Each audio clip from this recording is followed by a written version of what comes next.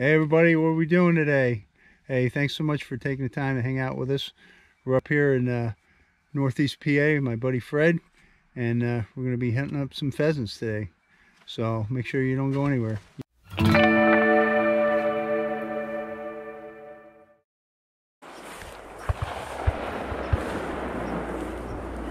Wow, sounds like a war.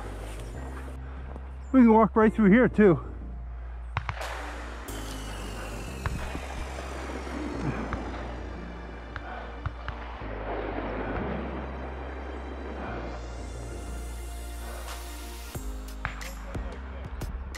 Yeah, well, so does this. So just stay there and I'll walk in through here.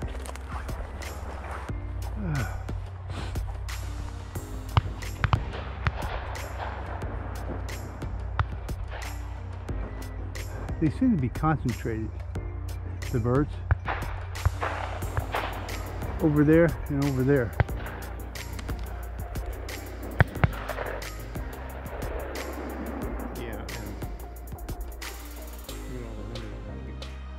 I think they instead of driving through here, letting a few out, they just dump them all over there and dump them all over there. That's what it seems like to me. That's along the tree row. Well, that's why I figured they might just open the truck up right along the road there. And they only did it a couple days ago. It sounds to me, it's kind of hard to tell with a shotgun, but it sounds like the shots were coming from that tree line down there. It's coming from down there and over here. Because those guys just went through here with a dog and they didn't kick anything out. No. See? That's down the tree line down there, where I was. That dog is like 50%. You would think. Now they're all shooting over where we were when we came in. Yeah.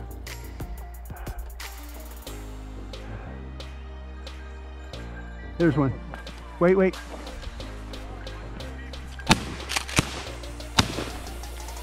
I got him. There's one. Wait.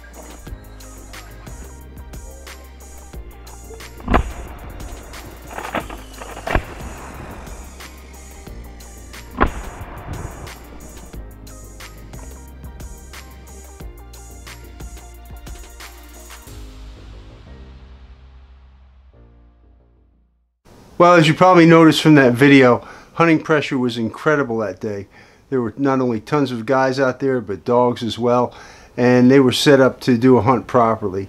We were fortunate enough to get that one bird, as you did see in the video, and so because of that, I wanted to actually take a little bit of time and show you how I prepare pheasant and show you an incredible recipe that I learned from my wife that I call Boneless Pheasant.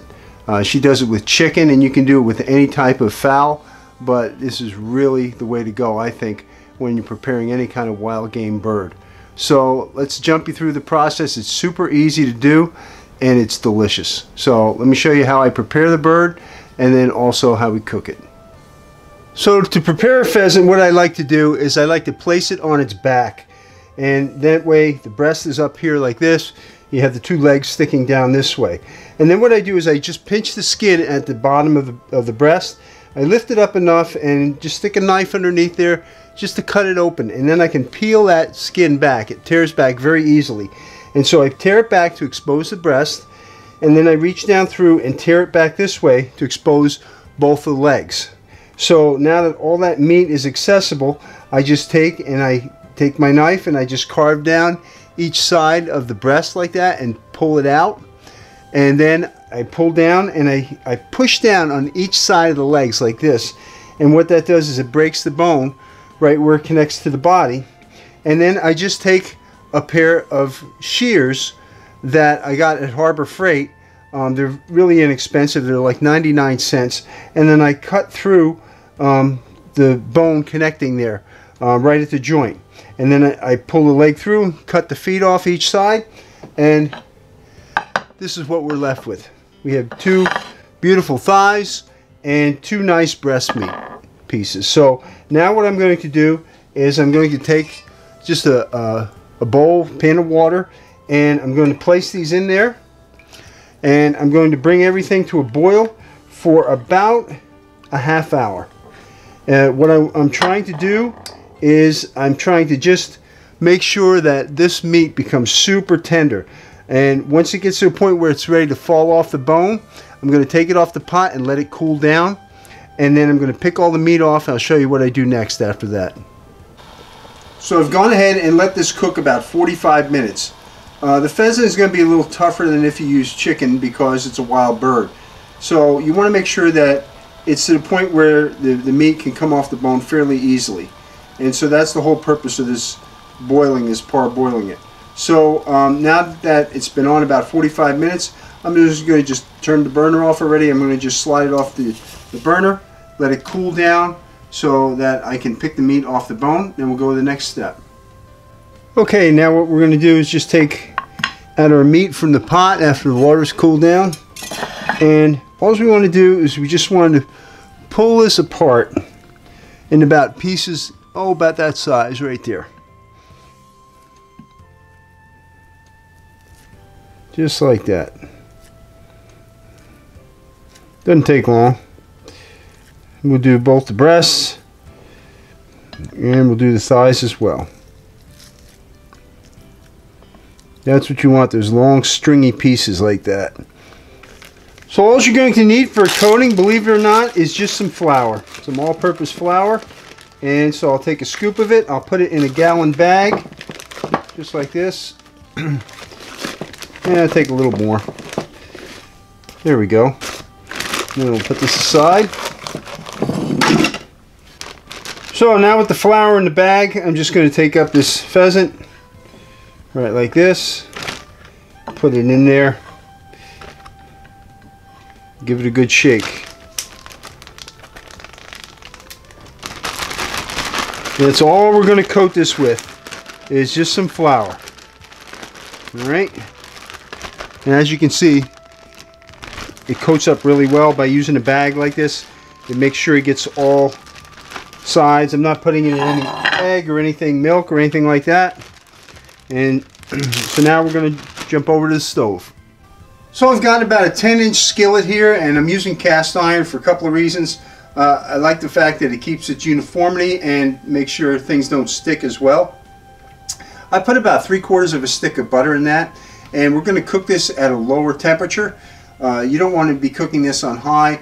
You want to be cooking around medium low, and you want the pheasant to actually be able to crisp up and not dry out. Okay, and cooking it at a lower temperature will do that, as well as keep the butter from burning, because butter will burn. It's not like margarine. Now, as soon as this is fully melted, I'm going to start adding the pheasant, and then we'll do one side, flip them over, do the other side, and they will come out an incredible golden crispy brown that will just melt in your mouth, I promise you. Okay, I've got the temperature on medium, and I'm going to be adding the pheasant right into that butter, just like this. There we go. Make sure you wash your hands a lot when you're dealing with any kind of poultry. And we'll just keep adding that in there.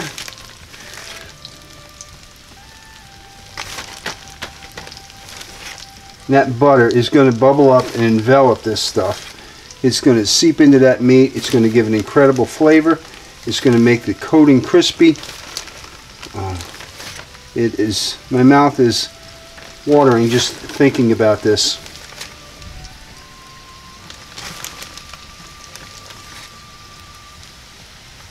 And you can get a little bit of flour in there too. That won't hurt anything. That'll just dissipate or crisp up itself.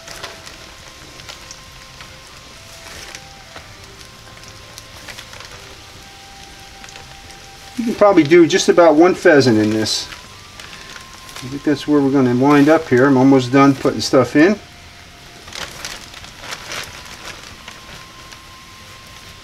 Okay, last piece right there.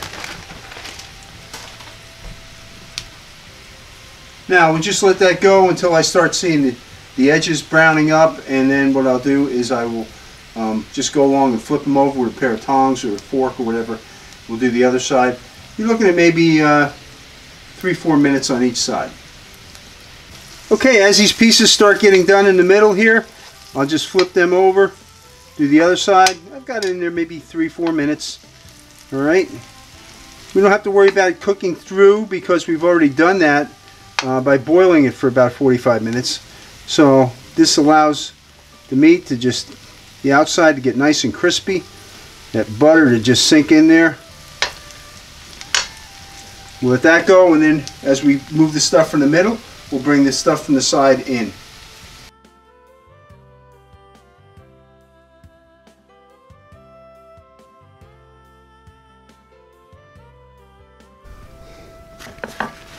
Okay, I'm just going to pat off the excess butter on here, and then I'll move it to a plate like that to cool.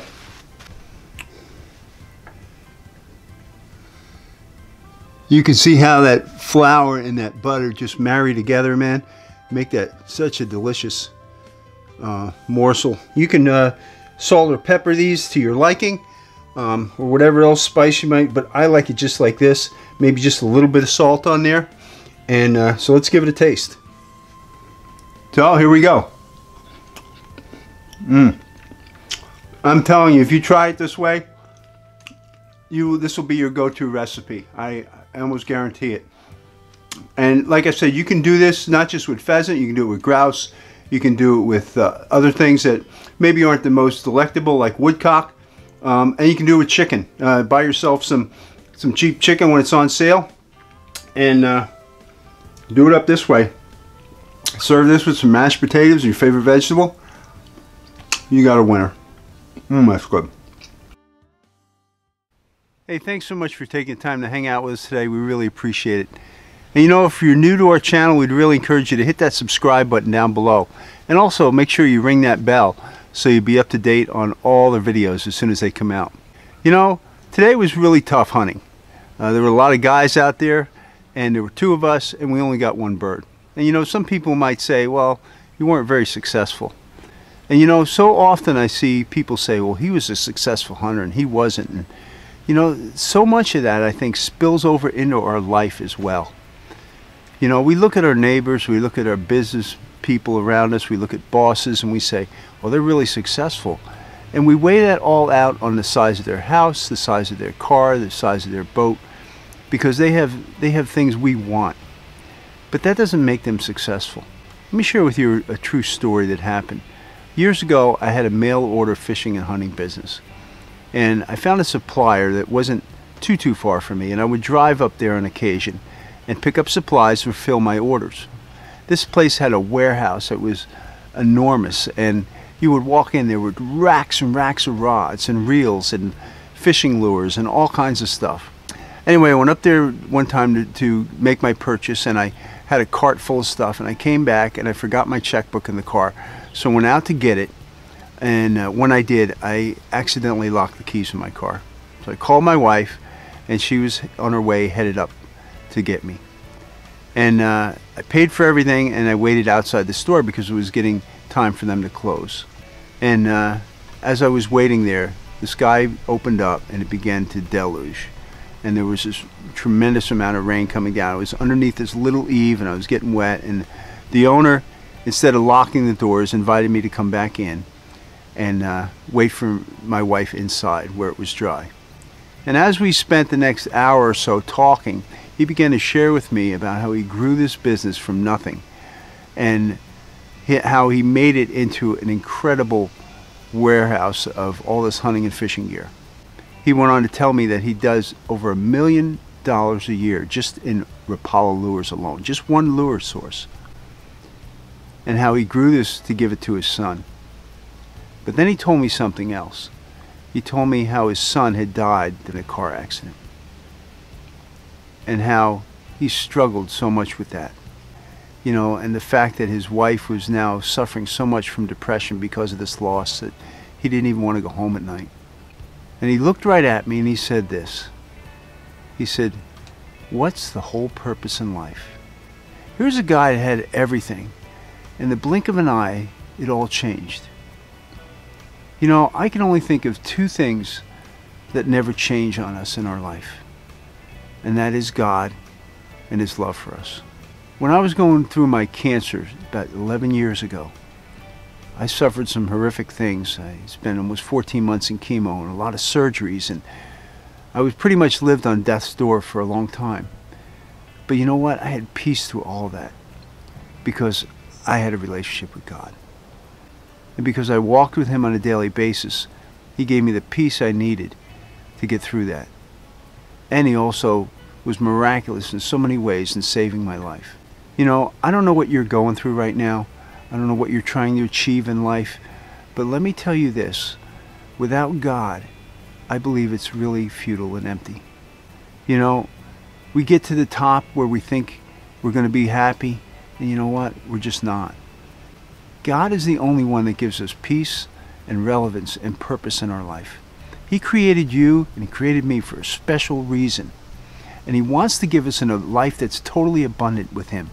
A life that means something, a life that has purpose. You know, it says in the Gospel of John, chapter 10, verse 10, it says, "The thief comes to kill and steal and destroy." And the thief is Satan and the things he brings against us. But Jesus says there that I have come that you might have life and have it abundantly. And that life doesn't just start, you know, when we get to heaven or when we die. It starts right now in this life that we're living right here and right now.